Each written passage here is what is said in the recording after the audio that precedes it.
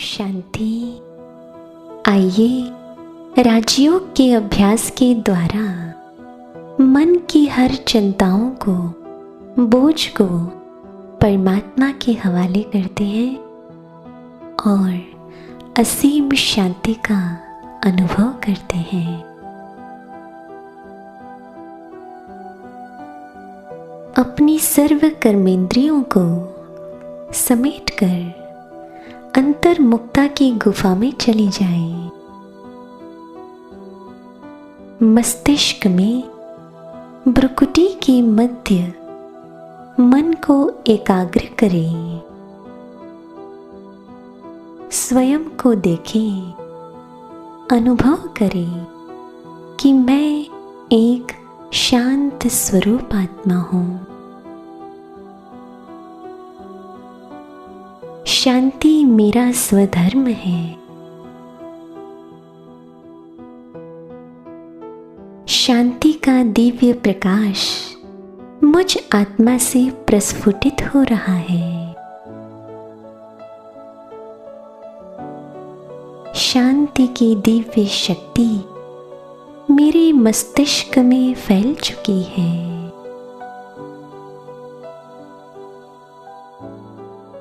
मेरा मन शांत हो चुका है। मन के विचार शांत हो गए हैं।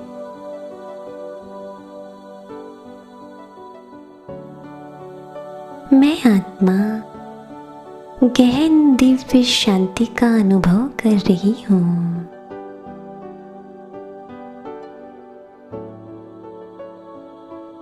मुझ आत्मा की शांति की शक्ति का दिव्य प्रकाश धीरे धीरे मेरे शरीर के अंग प्रत्यंग में फैल रहा है।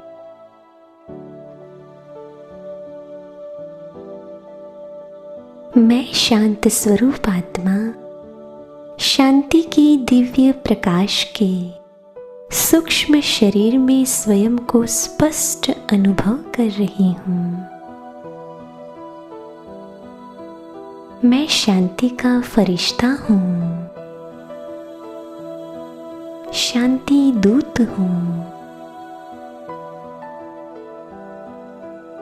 5 तत्वों के शरीर को मैं शांति का फरिश्ता धीरे धीरे छोड़ रहा हूँ। मैं शांति के सागर मेरे प्राण प्यारे परमपिता परमात्मा से मिलने उड़ा चला जा रहा हूँ। आसमान से पार, आहा, कितना हल्कापन महसूस हो रहा है। मुझ आत्मा की शांति के प्रकंपन सारे विश्व में फैलते जा रहे हैं।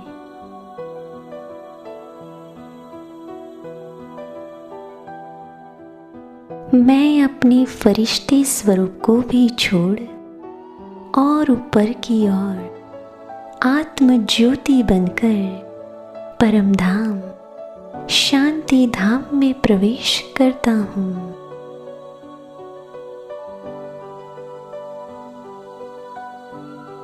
जहाँ चारों ओर शांति ही शांति है।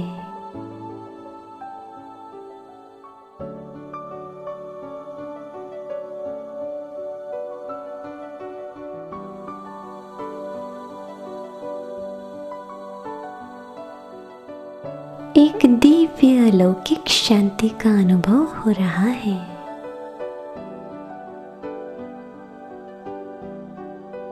इस लाल सुनहरे प्रकाश का ये शांति धाम मुझे सुकून दे रहा है।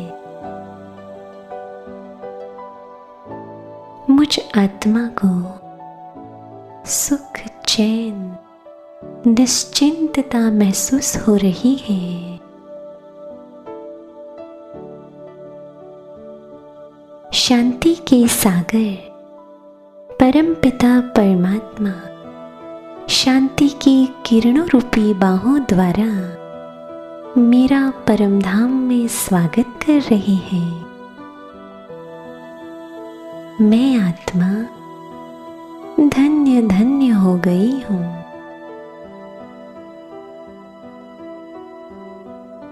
शांति के सागर परम पिता परमात्मा में मैं आत्मा समा चुकी हूँ।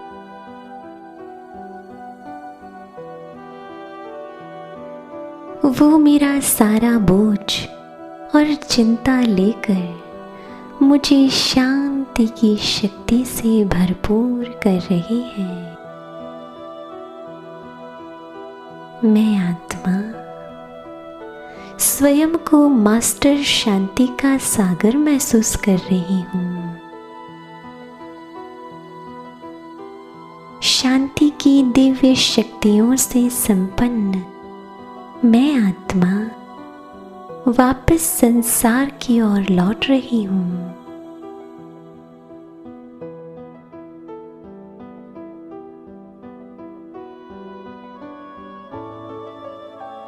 मैं आत्मा अपना सूक्ष्म प्रकाशित फरिश्ता स्वरूप धारण करती हूँ।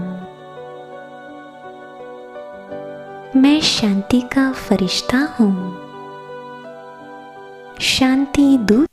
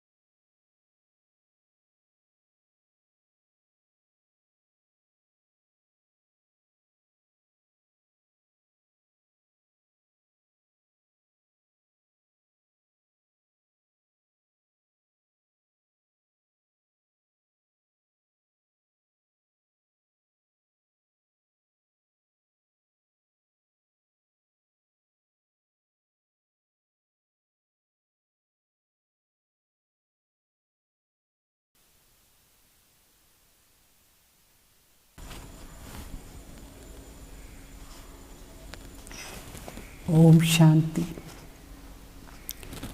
Good morning. శివబాబా తలంపు ఉందా అందరికీ?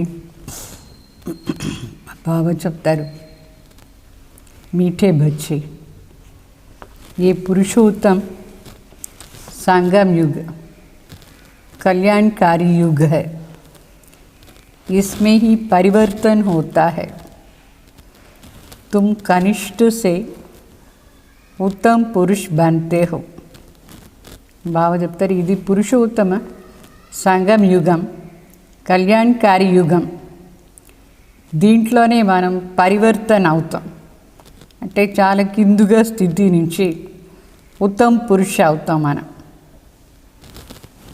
మళ్ళీ బాబా ప్రశ్న అడుగుతారు, इस ज्ञान मार्ग में कौन सी बात सोचने व बोलने से कभी भी उन्नति नहीं हो सकती है.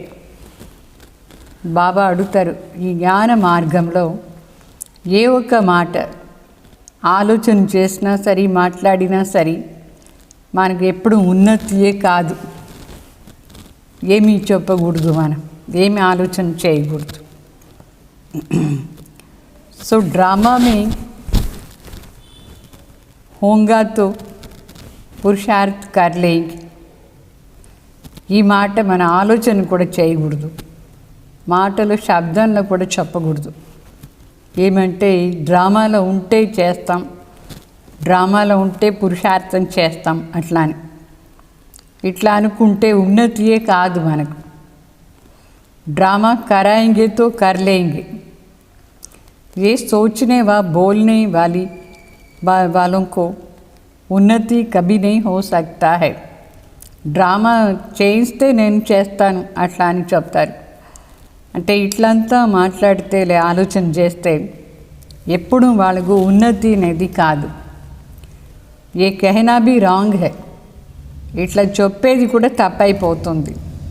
డ్రామాలో ఉంటే చేస్తాం, అది డ్రామా చేయిస్తే నేను చేస్తాను, ఎంత తప్పు మాట ఇది.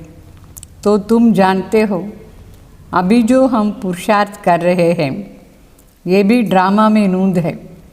పురుషార్థ కర్నా హీ హై. ఇప్పుడు మనం ఏం పురుషార్థం చేస్తాము? పురుషార్థం చేసేది మన డ్రామాలో పార్ట్ ఉంది. పురుషార్థం కంపల్సరీగా చేయాలి. అర్థమైందా? పురుషార్థం చేయలేదు, ఆకలి అవుతూ ఉంటుంది, భోజనం అదే వచ్చేస్తుందా ఏమి? మనమే తినాలి, సంపాదన చేసుకొని తినాలనా లేదా? गीत, ये कहानी है दीवे और तूफान की. ఇది ఒక పాట, మంచి పాట. ఇది కలియుగాని పాట.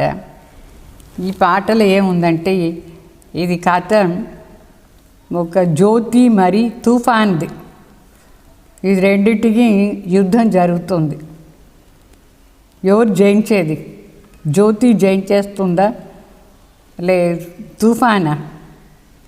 तो यह है कलयुगी मनुष्यों के गीत, परंतु इसका अर्थ वो नहीं जानते हैं. కలియుగంలో ఉండే మనుషులు ఈ పాట చేశారు, కానీ దీని అర్థం వాళ్ళకి తెలీదు. ये तुम जानते हो, तुम हो अभी पुरुषोत्तम संगम युगी. संगम युग के साथ पुरुषोत्तम भी लिखना चाहिए. बच्चों को ज्ञान की पॉइंट्स याद न होने के कारण फिर ऐसे अक्षर लिखना भूल जाते हैं.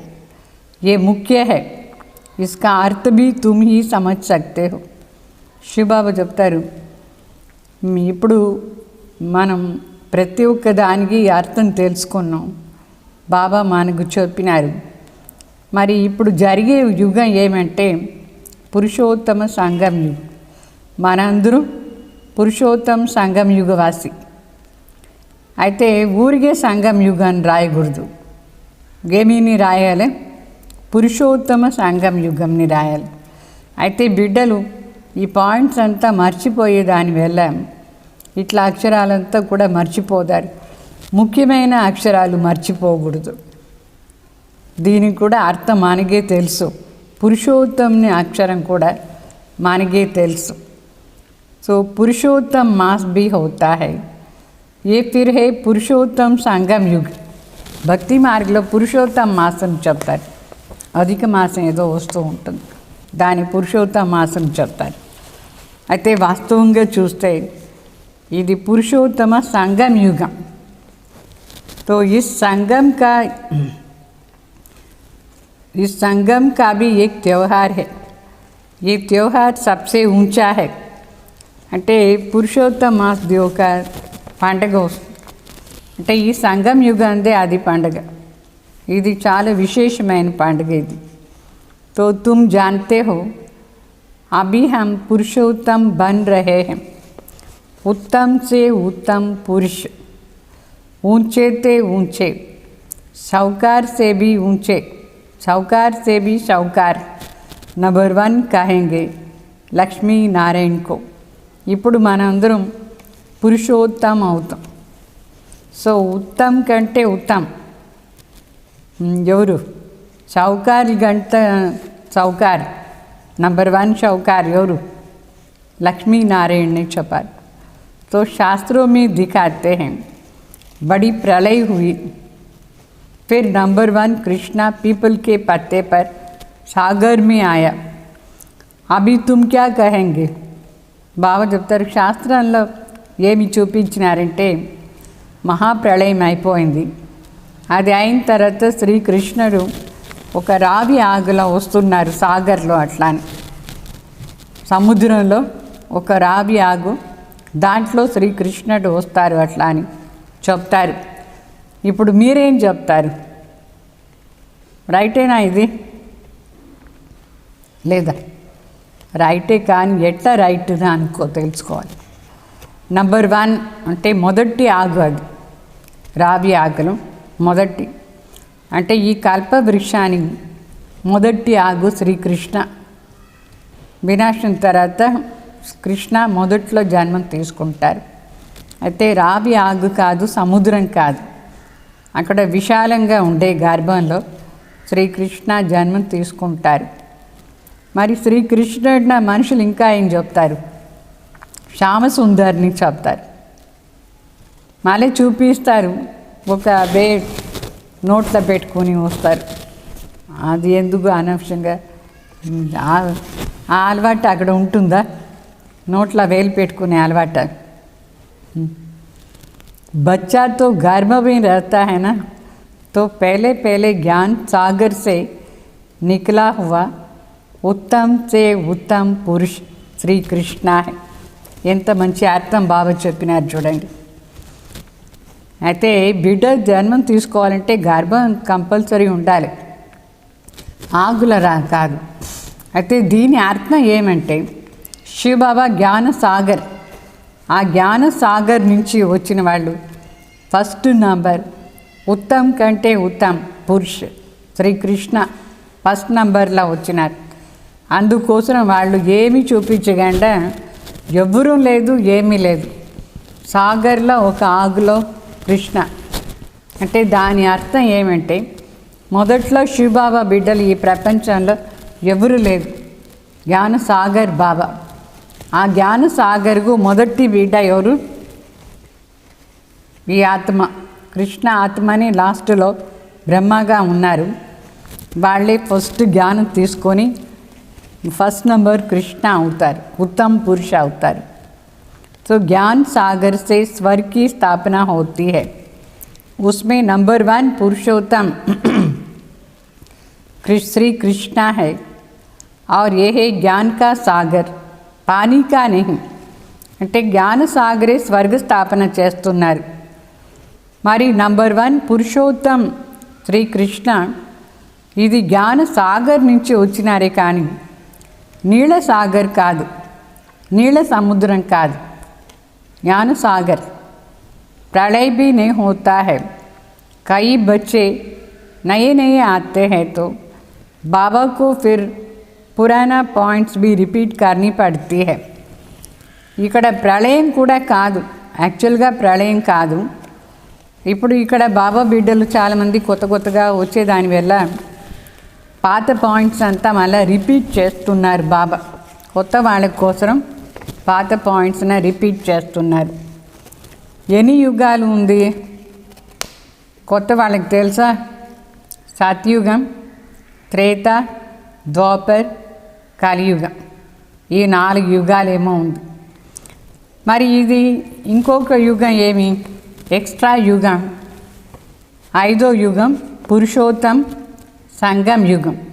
కలియుగం సత్యుగంగా మారాలంటే కంపల్సరీగా మధ్యలో ఈ పురుషోత్తమ సంగం యుగం రావాలి.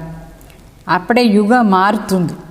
ఈ యుగంలో మనుషులందరూ చేంజ్ అవుతూ ఉంటారు. అంటే కనిష్ట నుంచి సర్వోత్తమం అవుతారు.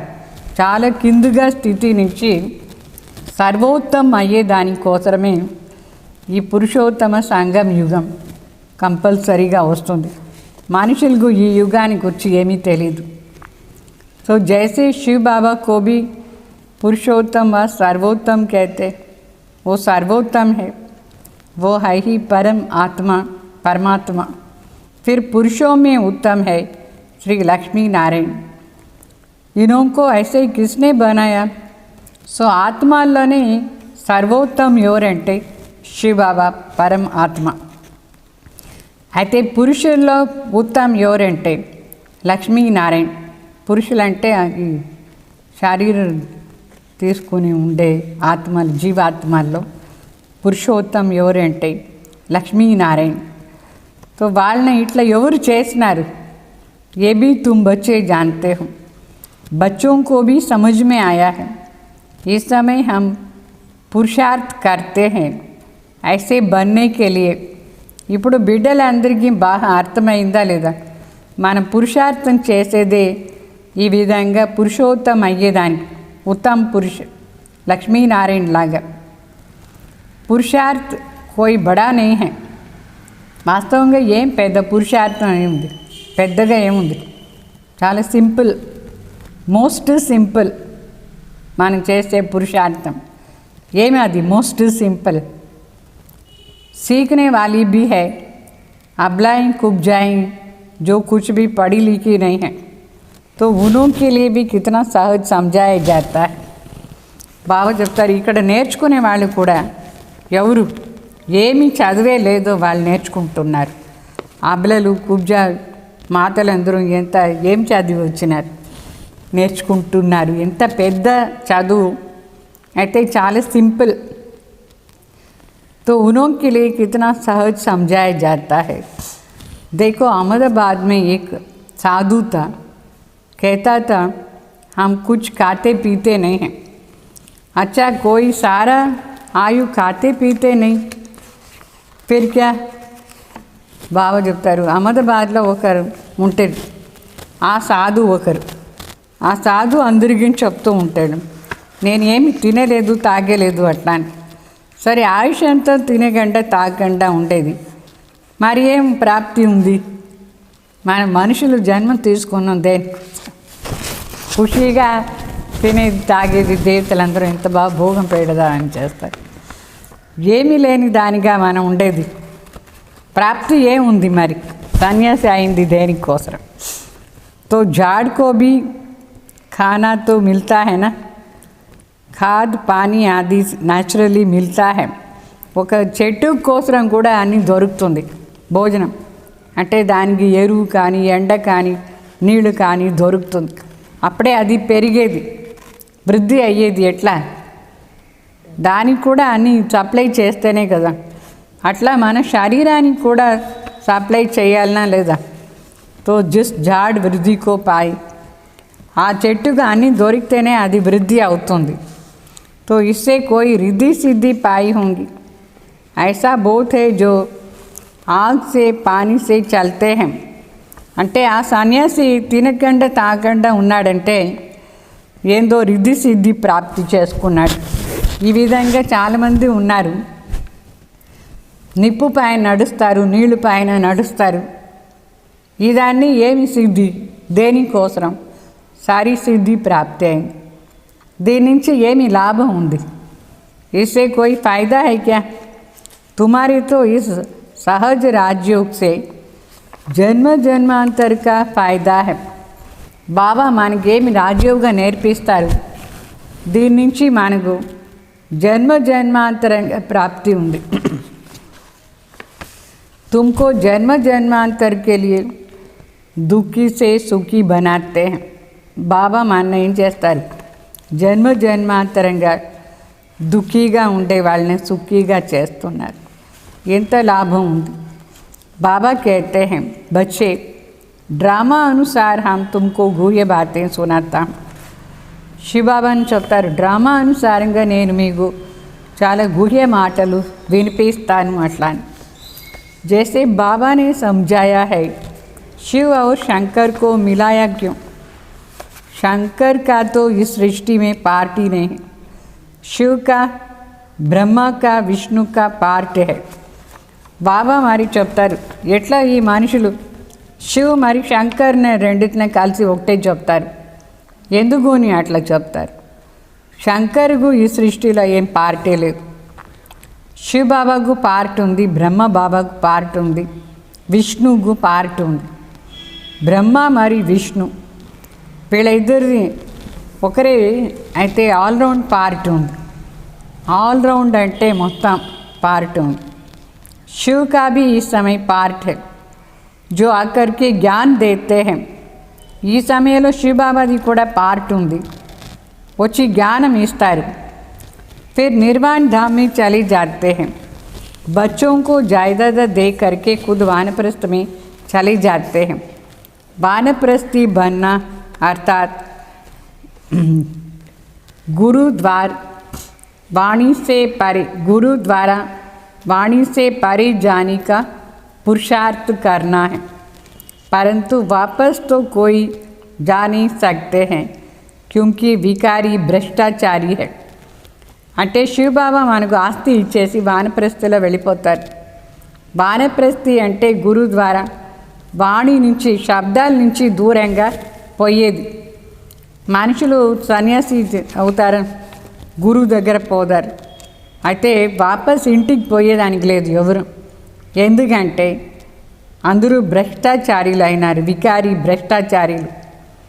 विकार से जन्म तो सबका होता है.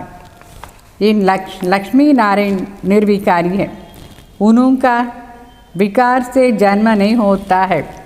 లక్ష్మీ నారాయణ నిర్వికారి, వాళ్ళది వికారంతో జన్మ లేదు, అందుకే వాళ్ళని శ్రేష్టాచారిని చెప్తాం. ఎవరిది వికారం నుంచి జన్మ లేదు వాళ్ళు శ్రేష్టాచారి అని అర్థం.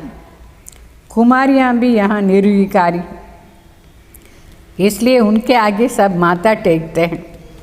ఈ జన్మలో ఎవరెవరు మ్యారేజ్ చేసుకోలేదు కుమారులు నిర్వికారి చెప్పచ్చు, కానీ అట్లేం సంపూర్ణ నిర్వికారి లేదు లక్ష్మీనారాయణలాగా. అయితే మనుషులు వీళ్ళు పవిత్రంగా ఉన్నారు అని అనుకొని నమస్కారం చేస్తారు కుమారుల ముందు. तो बाबा ने समझाया है कि यहाँ शंकर का कोई पार्ट नहीं, बाकी प्रजापिता ब्रह्मा तो ज़रूर, प्रजा का पिता हुआ ना. शिव बाबा को भी, शिव बाबा को तो आत्माओं का पिता कहते हैं, वो है अविनाशी पिता. ये गुह्य बातें हैं, अच्छी रीति धारण करनी है. బాబా చెప్తారు ఇక్కడ శ్రేష్టాచారి మనం అవుతాం. అయితే ఇక్కడ వచ్చేసి శంకర్ది ఏమీ పార్ట్ లేదు, ప్రజాపిత బ్రహ్మకు పార్ట్ ఉంది. ఎందుకంటే ప్రజలకు పిత ప్రజాపిత బ్రహ్మ. మరి శివబాబా ఆత్మలకు పిత, శివబాబా అవినాశి పిత. ఇదంతా చాలా గుయ్య మాటలు, బాగా అర్థం చేసుకోవాలి. जो बड़े बड़े फिलोसफर्स होते हैं उनको वो टाइटल्स मिलती है. श्री श्री 108 का टाइटल भी विद्वानों को मिलता है. बनारस के कॉलेज के पास करके टाइटल ले लेते हैं. బాబా చెప్తారు ఇక్కడ ఈ ప్రపంచంలో పెద్ద పెద్ద ఫిలాసఫర్స్ ఉన్నారు, తత్వజ్ఞానులు. వాళ్ళకు పెద్ద పెద్ద టైటిల్స్ దొరుకుతుంది. శ్రీ శ్రీ 108 టైటిల్స్ విద్వాన్ వాళ్ళకు దొరుకుతుంది. బనారస్లో ఒక కాలేజ్ ఉంది, ఇదంతా నేర్పిస్తారు. తర్వాత టైటిల్ ఇస్తారు వాళ్ళకి, చదివే వాళ్ళకి. బాబాని గుప్తాజీకో इसलिए बनारस भेजा था कि उनको जाकर के समझाओ कि बाप का भी टाइटल अपने ऊपर रख बैठे हैं. ఒక బ్రదర్ ఉంటారు గుప్తా భాయి అట్లా అని. మొదట్లో వాళ్ళు బాగా జ్ఞానం అర్థం చేసుకున్నారు. వాళ్ళనే బాబా బనారస్ పంపించినారు. ఎందుకు పంపించినారంటే పరమాత్మ టైటిల్ను మీరు మీ పైన పెట్టుకున్నారని చెప్పేదాన్ని. వాస్తవంగా శివబాబాని శ్రీ శ్రీ 108 జగద్గురు సద్గురు అది వాళ్ళు వాళ్ళ పైన పెట్టుకునేసారి ఈ టైటిల్ ఇది వాస్తవంగా తప్ప వాళ్ళ మనుషుల పైన పెట్టేదానికి లేదు. बाप को श्री श्री 108 जगत गुरु कहा जाता है. माला है ही 108 की होती. 8 रत्न गाए जाते हैं. 5वीं ऑनर होते हैं. అంటే వాస్తవంగా శివబాబానే శ్రీ శ్రీ 108 జగద్గురు అర్థం. అంటే 108 మణిలు విజయమాలలో వస్తారు. 8 దాంట్లో చాలా ముఖ్యం. అష్టరత్నం చెప్తారు వాళ్ళని. అంటే 5वीं ऑनर కావాలంటే వీళ్ళందరూ 5वीं ऑनर అయిన వాళ్ళు 8 రత్నాలు. ఇస్లే ఉनको జప్తే ఇప్పుడు ఎవరు గౌరవంగా పాస్ అయినారు వాళ్ళందరూ జపం చేస్తారు.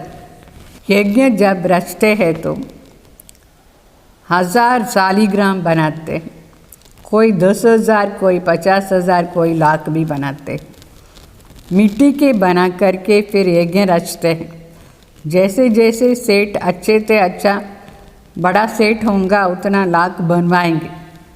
పాప చెప్తారు ఇప్పుడు మనుషులు సాలిగ్రామ్ చేస్తారు. యజ్ఞ రచన చేసేటప్పుడు 1000 సాలిగ్రాములు కొందరు చేస్తారు, కొందరు 10,000 సాలిగ్రామ్ చేస్తారు, కొందరు 50,000 చేస్తారు, కొందరు లక్షలు చేస్తారు. మట్టి ద్వారా సాలిగ్రామ్ చేసి యజ్ఞ రచన చేస్తారు. అంటే ఎంత షౌకార్లో అని చేస్తారు. ఎట్లా సేటులో చాలా పెద్దగా మంచి వాళ్ళగా ఉంటారు, అంటే షౌకారుగా ఉంటారు. అంతా అన్ని లక్షలు వాళ్ళు చేసి పెట్టేస్తారు ఎక్కువగా. బాప్ని సమझाया है माला तो बड़ी है ना 16,108 की माला बनाते. అయితే మాల 16,108 చేస్తారు. సాలిగ్రామ్ ఏమో ఎక్కువ చేసి పెట్టేస్తారు. ఎంత డబ్బులు ఉంటే అంత ఎక్కువ చేస్తారు. అయితే మాలలు మాత్రం ఫిక్స్ అయింది మణి ఎంత 8 ఉంది. అది విశేష రత్నాలు. మరి 100 మళ్ళా 16,000. సో మొత్తానికి 16,108 మణిలు రాజారాణిలు అవుతారు. వాళ్ళు ఫిక్స్ అయినారు. तो ये तुम बच्चों को बाप बैठ समझाते हैं. ఇదంతా బాబా కూర్చొని మనకు ఎన్ని విషయాలు చెప్తారు. तो तुम भारतवासी की सेवा कर रहे हो बाप के साथ. తండ్రి వెంట చేరి మనందరం భారతదేశాన్ని సేవ చేస్తూ ఉన్నాం. భారతది సేవ ఇది. बाप की पूजा होती है तो बच्चों की भी पूजा होनी है. ये नहीं जानते हैं कि रुद्र पूजा क्यों करते हैं. అంటే తండ్రి మరి బిడ్డలు చేరి భారతదేశాన్ని సేవ చేసే దానివల్ల వాళ్ళు పూజ చేస్తారు. తండ్రి వెంట చేరి బిడ్డలది కూడా రుద్ర యజ్ఞ రచన చేసి పూజ చేస్తారా లేదా. అయితే మనుషులకు తెలీదు రుద్ర పూజ ఎందుకు చేస్తారు అట్లా అని. ఇప్పుడు మీకు అర్థమైందా? శివబాబా రుద్ర మనందరూ వాళ్ళ బిడ్డలు మొత్తం భారతదేశాన్ని సేవ చేస్తాం. మనం భారత్ను స్వర్గం చేసే సేవ. అందుకే रुद्र पूजा చేస్తారు. तो बच्चे तो सब शिव बाबा के हैं. इस समय सृष्टि की कितनी आदमशुमारी है, इसमें सब आत्माएं शिव बाबा के बच्चे ठहरे. అంటే వాస్తవంగా చూస్తే ఆత్మలు అందరూ శివబాబా బిడ్డలే. అయితే సంగం యుగంలో వచ్చి ఎవరెవరు సహయోగం ఇచ్చినారు వాళ్ళది మాత్రం పూజ అవుతుంది. ఎంతమంది ఆత్మలు ఉన్నారు, జనసంఖ్య ఎంత ఇప్పుడు లెక్కనే లేదు. అయితే ఆత్మలందరూ శివబాబా బిడ్డలు. పరంతు మదద్గార్ అందరూ नहीं बांधते. అందరూ ఏమి శివబాబాకు సహయోగం ఇయ్యరు. బాబా బిడ్డలు అయిన వాళ్ళు మాత్రమే బాబా కార్యానికి సహయోగం ఇస్తే అందువల్ల వాళ్ళది సాలిగ్రామ్ రూపంలో ఎంతమందిని పూజ చేస్తారు, అందరినే పూజ చేస్తారు. ఎవరెవరు క్లాసుకు వస్తారో అందరికీ పూజ జరుగుతుంది. तो इस समय तुम जितना याद करते उतना ऊंच बनते जाते, పూజ లాయక్ बनते हो. అంటే ఈ సమయంలో ఎంత తలంపు చేస్తామో అంత శ్రేష్టం అవుతాం, పూజ్య లాయక్ అవుతాం మనం. ऐसे और कोई की ताकत नहीं जो ये बात समझाए, इसलिए कह देते हैं ईश्वर का अंत कोई पा नहीं सकते. అంటే మనుషులకు ఇక్కడ ఉంది శక్తి ఇంత చెప్పేదానికి, అందుకే చెప్తారు ఈశ్వర్ బే అంత వాళ్ళని తెలుసుకునేది సాధ్యమే లేదని చెప్తారు. బాప్ ही आकर समझाते हैं. बाप तो ज्ञान का सागर, बाप को ज्ञान का सागर कहा जाता है. तो ज़रूर ज्ञान देंगे ना, प्रेरणा की तो बात ही नहीं है. భగవాన్ శివబాబా అనే జ్ఞాన సాగర్ వచ్చి మనకు అన్ని చెప్తారు. ప్రేరణతో కాదు, ఇక్కడ అవతరణ అయ్యి బాబా మనకు జ్ఞానం ఇస్తారు. భగవాన్ కోయి ప్రేరణ సే నీ సమझाता, భగవాన్ ప్రేరణతో ఏమీ చెప్పలేదు. तो जानते हो उनके पास सृष्टि के आदि मध्य अंत का ज्ञान है. वो फिर तुम बच्चों को सुनाते हैं. ये तो निश्चय है ना, निश्चय होते हुए भी फिर बाप को भूल जाते हैं. అంటే సృష్టి ఆది మధ్య అంత రహస్యం పరమాత్మనే మనకు చెప్తారు. మనందరూ వాళ్ళ బిడ్డలు, వాళ్ళ ద్వారానే వింటూ ఉన్నాం. ఇప్పుడు మీకు నిశ్చయమైందా ఇది? మరి నిశ్చయమై కూడా చాలామంది మర్చిపోదారు. బాప్కి యాద్ యహే పఢాయి కా తంత్. మన చదువుకు సదా నిరంతరంగా ఉండే మ్యూజిక్ ఏమంటే తలంపు, శివబాబా తలంపు. శివబాబా తలంపు చేసేదే ఈ చదువుకు ముఖ్య మాట. याद की यात्रा से कर्मातीत अवस्था को पाने में मेहनत लगती है. అయితే తలంపున యాత్ర ద్వారా ఆ కర్మాతీత అవస్థని ప్రాప్తి చేసుకోవడానికి కొంచెం శ్రమ మనకు. इसमें ही माया का विघ्न आता है. తలంపున యాత్రలోనే మాయ విఘ్న వేస్తుంది. పढ़ाई में इतना विघ्न नहीं डालती है. చదువులో అంత విఘ్న రాదు, యోగంలోనే వస్తుంది. अभी शंकर के लिए कहते हैं, शंकर आंख खोलते हैं तो विनाश हो जाता है. ये कहना भी ठीक नहीं. శంకర్ కోసం చెప్తారు, శంకర్ ఇక్కడ మూడో నేత్రం తెరిచిన వెంటనే వినాశం అయిపోయింది అట్లా. ఇది కూడా తప్పే. శంకర్ ఇక్కడ మూడో నేత్రం తెరిచినారు. तो बाप कहते हैं न मैं विनाश कराता हूँ न वो कराता है. ये రాంగ్ है. వాస్తవంగా ఎవరు దేవతలు వినాశం చేయించరు. శివబాబాను వినాశం చేయించలేదు, ఎవరు చేయించలేదు, శంకర్ కూడా లేదు. తప్పేది. వినాశం ఆటోమేటికలీ అయిపోతుంది ఒక ధర్మ స్థాపన అయితే. దేవతాయిని తోడి పాప కరెంగి. దేవతలు ఎక్కడైనా పాపం చేస్తారు, అందరిని వినాశం చేసి. వినాశం ఆటోమేటిక్ అవుతుంది. కానీ శివబాబా కానీ శంకర్ కానీ దేవతలు కానీ వినాశం చేయరు. अभी शिव बाबा बैठ ये बातें समझाते हैं. आत्मा का ये शरीर है रथ. हर एक आत्मा की अपनी रथ पर सवारी है. అంటే శివబాబా కూర్చొని మనకి ఇంత మాటలు వినిపిస్తారు. ఆత్మ కోసం ఈ శరీరం రథం. ప్రతి ఒక్క ఆత్మకు వాళ్ళదే రథం, దాంట్లో అందరూ సవారీ చేస్తున్నారు. बाप कहते हैं मैं इनका लोन लेता हूँ, इसलिए मेरा दिव्य अलौकिक जन्म कहा जाता है. మన అందరికీ మనదే శరీరం ఉంది, కానీ శివ బాబాకు లేదు. అందుకే బాబా కోసం దివ్య అలౌకికమైన జన్మ, వేరే శరీరంలో ప్రవేశం అవుతారు. तो अभी तुम्हारी बुद्धि में 84 जन्म का चक्र है. जानते हो हम अभी घर जाते हैं फिर स्वर्ग में आएंगे. మన బుద్ధిలో ఉంది 84 జన్మాన్ని చక్రంది. ఇప్పుడు వాపస్ ఇంటికి పోదాం, తర్వాత స్వర్గంలో వస్తాం. बाबा बहुत सहज करके समझाते हैं, इसमें हार्ट फेल होने की बात नहीं. బాబా ఎంత ఈజీగా మనకు నేర్పిస్తారు, దీంట్లో నిరాశ అయ్యే మాటనే లేదు. कहते हैं बाबा हम पढ़े लिखे नहीं हैं, मुख से कुछ निकलता नहीं है, परंतु ऐसा तो होता नहीं. मुख तो ज़रूर चलती है ना, खाते पीते हो तो मुख चलता है ना, वाणी न निकले ये तो हो नहीं सकता है. చాలామంది ఉన్నారు బాబా బిడ్డలు చెప్తారు, బాబా మేము ఏమీ చదవలేదు అట్లా అని, అందువల్ల మాకు చెప్పేదానికి రాలేదు అని చెప్తారు. బాబా చెప్తారు నోరు ఎందుకు ఉంది, నోరు ఉందంటే దాంట్లో తినేదానికి ఎంత వస్తుందా, అట్లనే చెప్పేదానికి కూడా రావాలి కదా. మాట్లాడతారా, కూర్చొని వేరే వాళ్ళ అవగుణాలు చెప్పండి అంటే ఎంత చెప్తూ ఉంటారు. అయితే జ్ఞానం చెప్పండి అంటే మాత్రం గమ్ముగా అయిపోతారు, చెప్పేదానికి రాలేదు. అదెందుకు, వాణి కూడా చెప్పాలా లేదా, జ్ఞానం కూడా వేరే వాళ్ళకు చెప్పాలి. बाबा ने बहुत सिंपल समझाया है. कोई मौन में रहते हैं तो भी ऊपर में इशारा कर देते हैं कि उसको याद करो. బాబా చెప్తారు ఎంత సింపుల్ మాట ఇది. ఎవరైనా ఒకవేళ మౌన వ్రతం ఉంటే కూడా వాళ్ళు సైగా చూపించవచ్చు, ఇట్లా భగవాన్ తలంపు చేయి అట్లా అని, ఇట్లా ఆత్మ అని అనుకొని.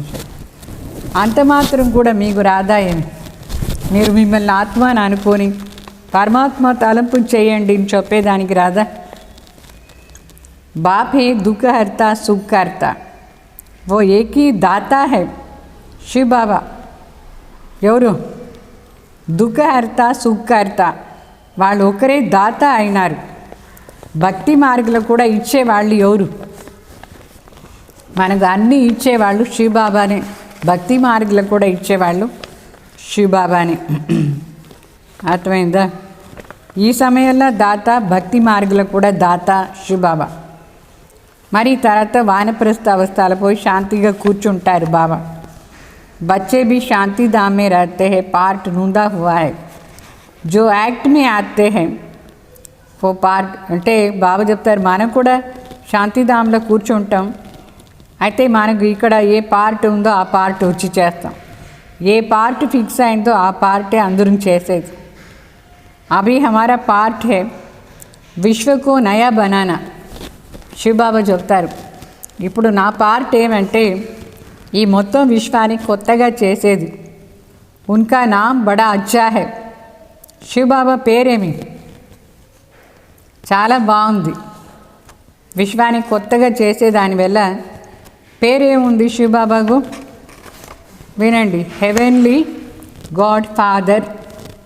ఏం చెప్తారు శివ్ బాబాని, హెవెన్లీ గాడ్ ఫాదర్ అంటే స్వర్గస్థాపక్, స్వర్గస్థాపన చేసే తండ్రి. बाप रचयिता है स्वर्ग का, बाप नरक थोड़ी रचेंगे.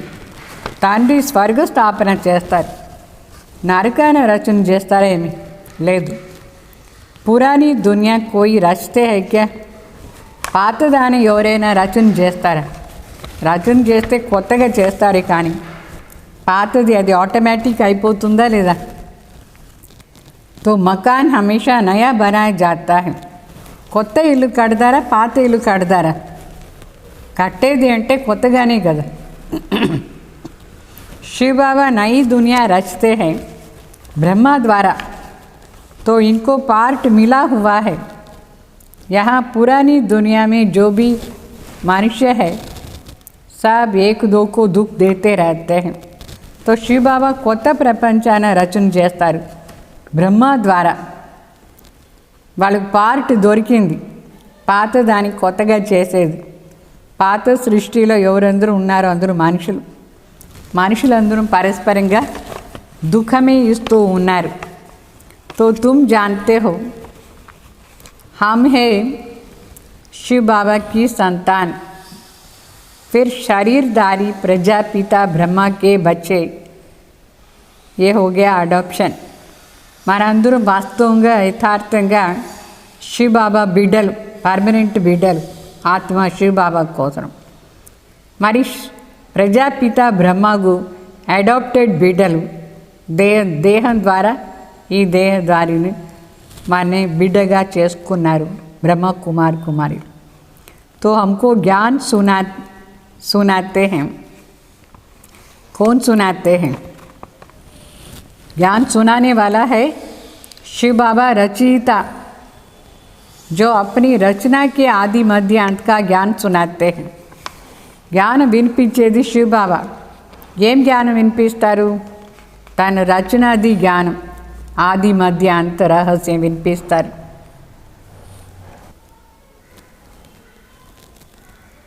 सो तुम्हारी एम एंड ऑब्जेक्ट है ही है।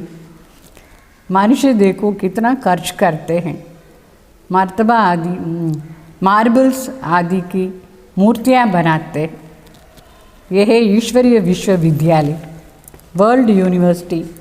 सारी यूनिवर्स को चेंज किया जाता है। तो मनुष्यों के जो भी कैरेक्टर्स है सब आसुरी है। అంటే బాబా చెప్తారు మన లక్ష్యమే ఇది, లక్ష్మీనారాయణ అయ్యింది. అయితే దాని మనుషులు ఎంత ఖర్చు చేసి ఆ మూర్తులు చేస్తారు, మార్బుల్స్లో మూర్తులు చేస్తారు, చాలా ఖర్చు చేస్తారు. అయితే ఇక్కడ మన ఆ లక్ష్మీనారాయణ అయ్యేదానికి చదువుతాం. సో ఇది ఈశ్వరీయ విశ్వవిద్యాలయం, దీని వరల్డ్ యూనివర్సిటీని కూడా చెప్తారు. అంటే మొత్తం ప్రపంచాన్ని చేంజ్ చేసడానికి కోసం ఇది యూనివర్సిటీ. అయితే మనుషుల గుణాలు ఇప్పుడు ఆసురీ గుణాలు అయిపోయింది, ఆసురీ క్యారెక్టర్ ఉంది. ఆది మధ్య అంత వాళ్ళు పరస్పరంగా దుఃఖం ఇస్తూనే ఉన్నారు. సో ఇంత మంచి మార్బుల్ చిత్రం చేసి కూడా ఏమీ లాభం? పరస్పరంగా దుఃఖం ఇస్తున్నారా లేదా? ఇంత ఖర్చు చేసి ఆ మూర్తి చేస్తున్నారు. అయితే ఆ మూర్తి చేసేదని బలుగా ఇక్కడ బాబా ఏం చెప్తారు, మనమే అట్లా అయిపోతాం ఈ యూనివర్సిటీలో. ఈశ్వరీయ విశ్వవిద్యాలయం ఇది ఒకటే ఈశ్వరీయ విశ్వవిద్యాలయం.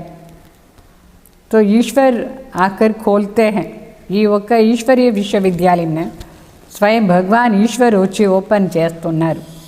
जिससे सारी विश्व का कल्याण हो जाता है। ఈ విశ్వవిద్యాలయం ద్వారా మొత్తం విశ్వానికే कल्याण అయిపోతుంది. तो तुम बच्चों को ये राइट और रॉन्ग की समझ मिली है। మనకి ఇప్పుడు రైట్ ఏమి రాంగ్ ఏమి మనకు అర్థమైంది. ఊరికే ఇంత ఖర్చు చేసి మార్బుల్ మూర్తి చేసి పూజ చేసి మరి పరస్పరంగా దుఃఖం ఇచ్చేదా? లేదు యూనివర్సిటీలో చదివి నిజంగానే లక్ష్మీనారాయణ అయ్యేదా? ఈ రైట్ అండ్ రాంగ్ది పాయింట్ మనకు చాలా బాగా అర్థమైంది. మనుషులకు ఇదంతా తెలీదు. राइट रॉन्ग को समझाने वाला एक राइटियस होता है, उसको ट्रूथ कहते हैं. అంటే రైట్ ఏమి రాంగ్ ఏమి చెప్పేవాళ్ళు ఒకరే రైటియస్ శివ బాబా. వాళ్ళని సత్యంని చెప్తాం, గాడ్ ఈజ్ ట్రూత్ అని చెప్తారా లేదా? बाप ही आकर के हर एक को राइटियस बनाते हैं।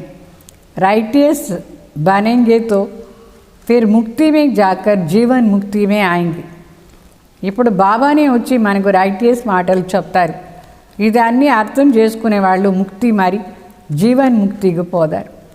ड्रामा को भी तुम बच्चे जानते हो, आदि से लेकर अंत तक पार्ट बजाना नंबरवार आते रहते. ये खेल चलता ही रहता है, ड्रामा शूट होता जाता है. ये एवर न्यू है. ये ड्रामा कभी पुराना नहीं होता है और सब नाटक आदि विनाश हो जाता है. ये बेहद का नाटक अविनाशी ड्रामा है. బాబా చెప్తారు ఇది ఎంత వండర్ఫుల్ డ్రామా. మన పైన ఉండి కింద వస్తాం, డ్రామాలో యాక్ట్ చేస్తాం. మీకు డ్రామాని గురించి చాలా బాగా అర్థమైందా? ఈ డ్రామాలో ఒక ఆట ఆడతాం మనం. ఈ డ్రామా ఆల్రెడీ షూట్ అయిపోయే ఉంది, సదా కొత్తగా ఉంటుంది ఈ డ్రామా. పైన ఉండి నంబర్ వార్ కింద వచ్చి పార్ట్ చేసినా కూడా ఎన్నిసార్లు తిరిగినా ఇది కొత్తగానే అనిపిస్తూ ఉంటుంది. ఈ డ్రామా ఎప్పుడు పాతదే కాదు. ఈ ఆ నాటక అంతా వినాశం అయిపోతుంది. అయితే ఇది మాత్రం బేహద్ అవినాశీ డ్రామా. इसमें सब कुछ अविनाशी पार्टदारी है. इसमें सब अविनाशी पार्टदारी है.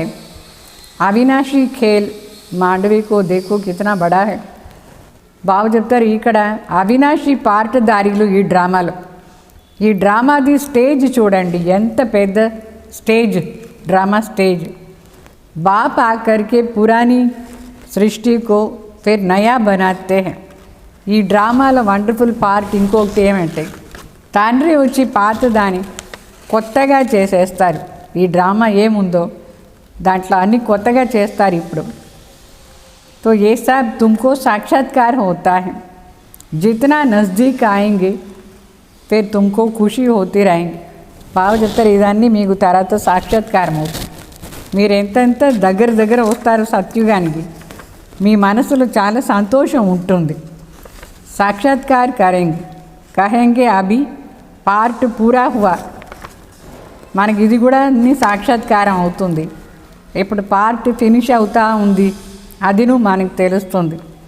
డ్రామాకు ఫిర్ రిపీట్ కర్నా బాగా చెప్తారు. మరి ఈ డ్రామా రిపీట్ అవుతుంది.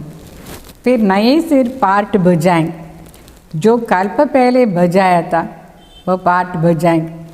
మరి కల్పం ముందు ఏం పార్ట్ చేస్తామో అది మళ్ళీ రిపీట్ అవుతుంది, కొత్తగా స్టార్ట్ చేస్తాం. ఇస్మే జరా భీ ఫరక్ నహీ హో సక్తా హై. కల్పం ముందు చేసిన పార్ట్ ఇప్పుడు కూడా చేస్తాం, దీంట్లో కొంచెం కూడా ఏమీ మారలేదు. इसलिए जितना हो सके तुम बच्चों को ऊंच पद पाना चाहिए. पुरुषार्थ करना है, मूंझना नहीं है.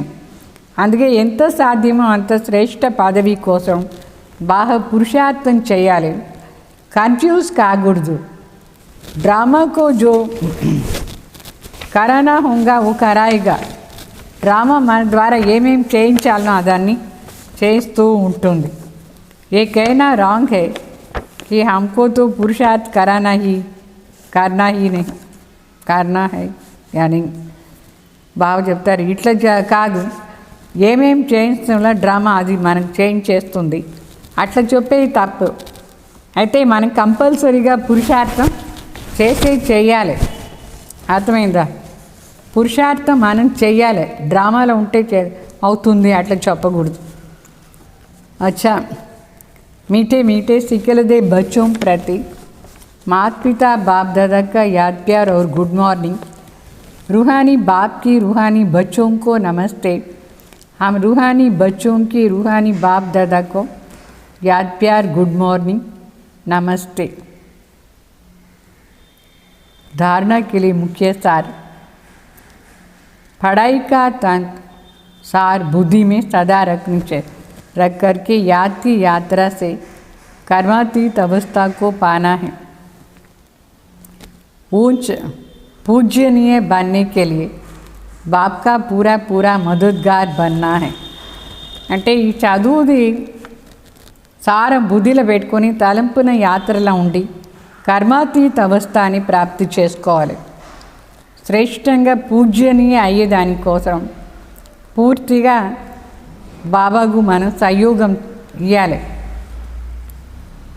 सेकंड पॉइंट, सत्य बाप द्वारा राइट रॉन्ग की जो भी समझ मिली है उसे राइटियस बन जीवन बंध से छूटना है. मुक्ति और जीवन मुक्ति का वर्षा पाना है. అంటే రైట్ రాంగ్ను సరిగ్గా అర్థం చేసుకొని ఏది సత్యమైన పని దాన్ని చేసి జీవన్ బంధం నుంచి ఫ్రీ కావాలి. ముక్తి జీవన్ ముక్తి ఆస్తి తీసుకోవాలి.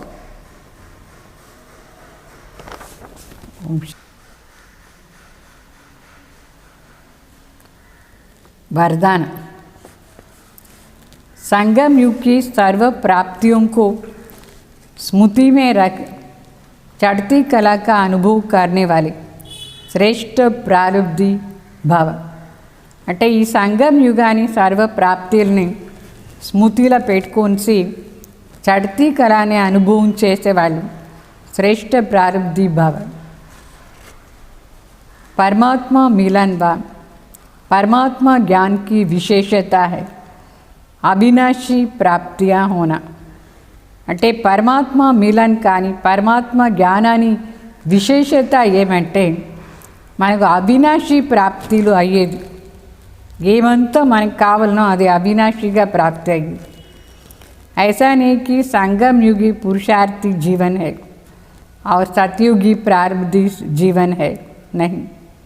संगम युग की विशेषता है, एक कदम उठाओ और हर 1000 కదం ప్రారబ్ధ పావు. అంటే ఇట్లా కాదు సంగం యుగంతం ఊరికే పురుషార్థం మాత్రమే ఉంటుంది, లేదు. సత్యుగంలో మాత్రమే ప్రారబ్ధ, అట్లా కాదు. సంగం యుగాని విశేషత ఏమంటే, ఒక అడుగు మనం ముందు పెడితే 1000 అడుగులు ప్రారబ్ధ దొరుకుతుంది. ఒకటి చేస్తే దానికి 1000 ప్రారబ్ధ దొరుకుతుంది. ఇప్పుడే ప్రత్యక్ష ఫలం దొరుకుతుంది. तो सिर्फ पुरुषार्थ ही नहीं, लेकिन श्रेष्ठ प्रारब्धि भी है. ఊరికే పురుషార్థమే కాదు, ఇప్పుడు కూడా శ్రేష్ఠ ప్రారబ్ధ దొరుకుతుంది. इस स्वरूप को सदा सामने रखो. प्रारब्ध को देख करके सहज ही चढ़ती कला का अनुभव करेंगे. బాబా చెప్తారు, సదా ఇదే స్మృతిలో పెట్టుకోండి. పురుషార్థం ప్రారబ్ధ రెండు చేరి ఇప్పుడు ఉంది. ప్రారబ్ధను చూస్తూ ఉంటే చడ్తీ కళ సహజంగా అనుభవం అవుతూ ఉంటుంది. పానాతా సో పాలియా, ये गीत गाओ तो गुटके और झुटके खाने से बच जाएंगे. పానాతా సో పాలియా, ఈ పాట పాడుతూ ఉండండి, అప్పుడు మనకి ఏ ప్రకారమైన కష్టాల అనుభవం కాదు. స్లోగన్, ब्राह्मणों का श्वास हिम्मत है, जिससे कठिन से कठिन कार्य भी आसान हो जाता है. ब्राह्मणादि श्वास ధైర్యం. ఈ ధైర్యం ఉంటే ఎంత కఠినమైన కార్యం కూడా ఈజీగా అయిపోతుంది సహజంగా. తర్వాత మాతేశ్వరిది క్లాస్. मातेश्वरी जी के अनमोल महावाक्य, मुक्ति और मोक्ष, ये రెండిటికి తేడా చెప్తారు मातेश्वरी मामा. आजकल मनुष्य मुक्ति को ही मोक्ष कहते हैं. वो ऐसा समझते हैं जो मुक्ति पाते हैं वो जन्म मरण से छूट जाते हैं. మనుషులు ముక్తినే మోక్షాన్ని అనుకున్నారు. వాళ్ళు అనుకున్నారు ఎవరు ముక్తికి పోదారో వాళ్ళు జన్మ మరణాల్లో రారు అని అనుకుంటారు. అది తప్పదు. वो लोग तो जन्म मरण में न आना, इसको ही ऊंच पद समझते हैं, वही प्रारब्ध समझते हैं. బాగా చెప్తారు, మనుషులు ఏమనుకున్నారంటే జన్మ మరణాన రాలేదంటే అదే శ్రేష్ఠ పదవి, అట్లా అదే ప్రారబ్ధుని అనుకున్నారు వాళ్ళు. जीवन मुक्ति फिर उसको समझते हैं जो जीवन में रहकर अच्छा कर्म करते हैं. जैसे धर्मात्मा लोग हैं, उनको जीवन मुक्ति समझते हैं. వాళ్ళకు జీవన్ ముక్తి అంటే ఏం అర్థమైంది మనుషులకు చెప్తారు. ఎవరు జీవనంలో ఉండి మంచి పెద్ద పని చేస్తారు ధర్మాత్మ లాగా, అదే జీవన్ ముక్తి అని అనుకుంటారు. బాకీ कर्म बंधन से मुक्त हो जाना, वो तो कोटों में से कोई बिरला समझते हैं. अभी ये है उनकी अपनी मत. అయితే కర్మబంధం నుంచి ముక్తి అయ్యేది ఇది ఎవరో ఒకరు అర్థం చేసుకున్నారు వాళ్ళు, అజ్ఞానిది. ఇది వాళ్ళ జ్ఞానం. అయితే బాబా మనకేం చెప్తారు చూడండి. लेकिन हम तो परमात्मा द्वारा जान चुके हैं कि जब तक मनुष्य पहले विकारी कर्म बंधन से मुक्त नहीं हुआ है तब तक आदि मध्य अंत दुख से छूट नहीं सकता है. तो इससे छूटना ये भी एक स्टेज है. అంటే బాబా మనకేం చెప్తున్నారంటే, మన ఇది బాబా ద్వారా తెలుసుకున్నాం, ఎంతవరకు మనుషులు వికారీ కర్మబంధం నుంచి ముక్తి కాలేదో అంతవరకు ఆది మధ్య అంత దుఃఖం నుంచి వాళ్ళు ఫ్రీ అయ్యేదానికి లేదు. దీని నుంచి విడిపించుకునేదే ఒక పెద్ద స్టేజ్.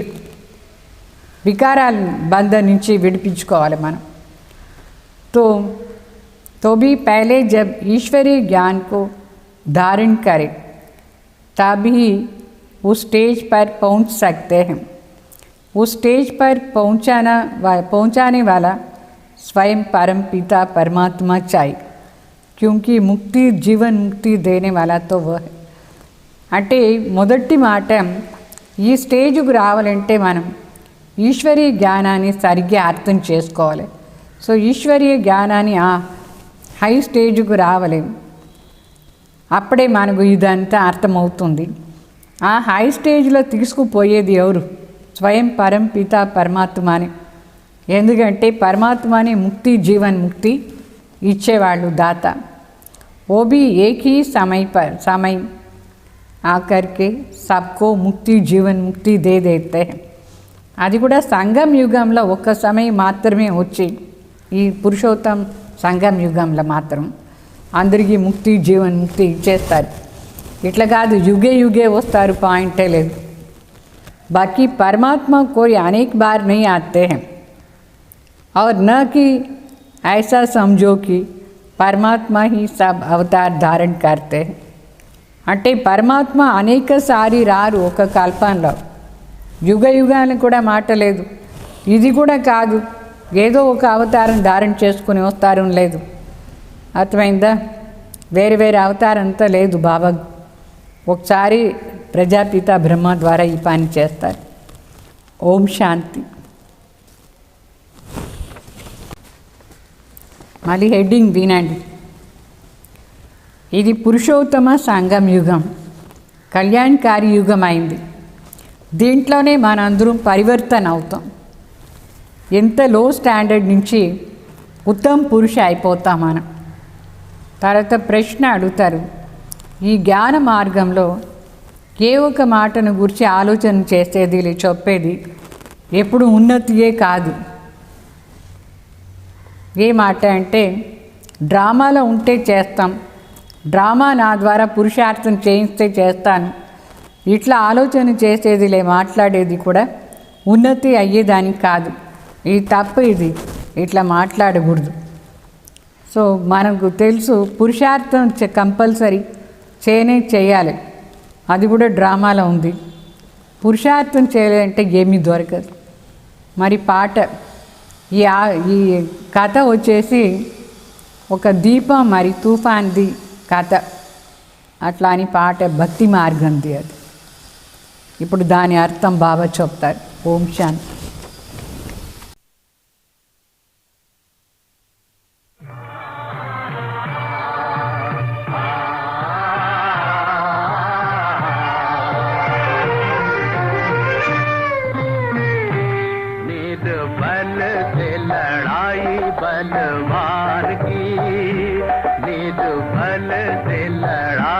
बलवान की ये कहानी है दिए की और तूफान की, ये कहानी है दिए की और तूफान की।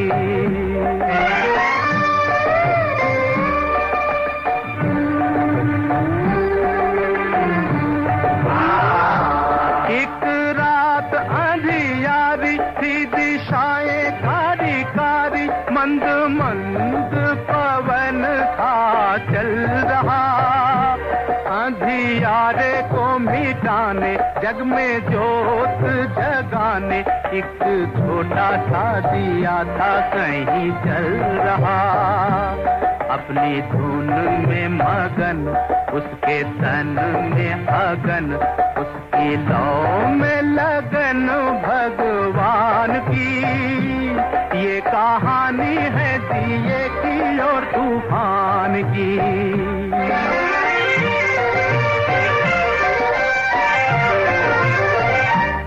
कहीं दूर था तूफान,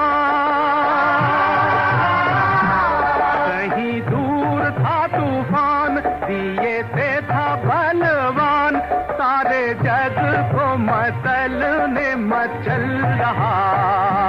ढाल हो या पहाड़, देऊं पल में उखाड़, सोच सोच के जमीन पे था उछल रहा। देख नन्हा सा दिया, उसने हमला किया।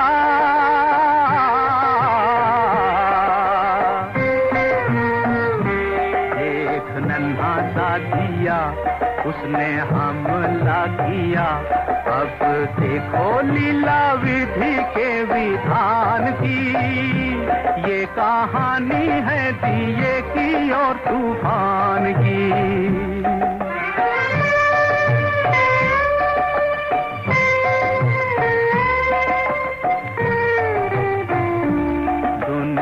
ने साथ छोड़ा ममता ने मुख मोड़ा, अब दिए पे ये दुख पड़ने लगा। पर हिम्मत न हार, मन में मरना विचार, अत्याचार की हवा से लड़ने लगा। सर उठाना या झुकाना या भलाई में मर जाना, घड़ी आई उसके भी इम्तिहान की। ये कहानी है जिए की और तूफान की।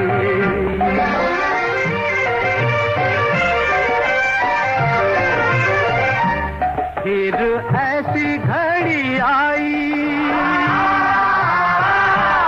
फिर ऐसी घड़ी आई, घन घोर घटा छाई। अब दिए का भी दिल लगा कांपने, बड़े जोर से तूफान आया भरता उड़ान, उस छोटे से दिए का बल मापने।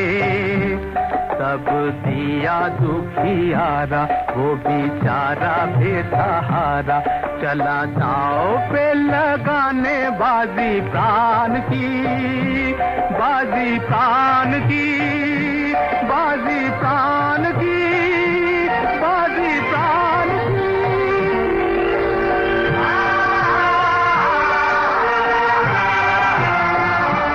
चला दांव पे लगाने बाजी प्राण की, ये कहानी है दिए की और तूफान की।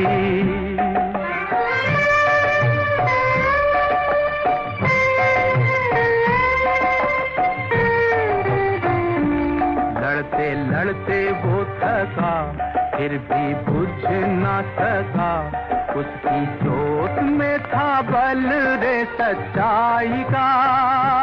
चाहे था वो कमजोर पर टूटी नहीं डोर, उसने बीड़ा था उठाया रे भलाई का।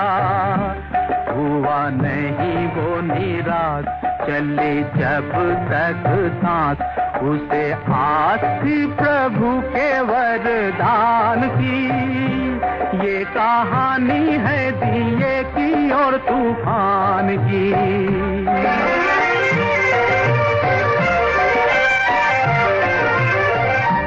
सर पटक पटक पग झटक झटक, न हटा पाया दिए को अपनी आन से।